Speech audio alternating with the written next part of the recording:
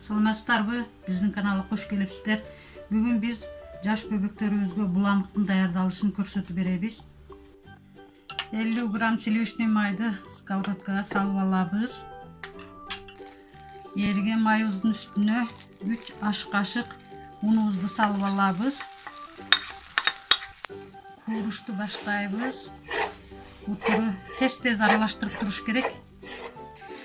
Унубузду кууруп алдык, үстүнө сүт куябыз. 1 стакан сүт куябыз. Муну да жакшылап аралаштырып алышыбыз керек. Үстүнө бир аз туз сээп коебуз. 1 чай кашык кум шекер салабыз. Баарын жакшылап аралаштырабыз.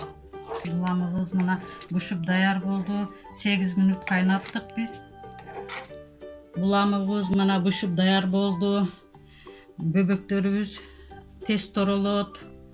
Бөбөктөр үчүн өтө тоюмдуу тамак. Иммунитети көтөрүлөт. Сиздер да даярдап көрүңүздөр. Бөбөктөрүңүздөргө бериңиздер. Сиздер да биздин каналга кошулуңуздар. Саламатта калыңыздар.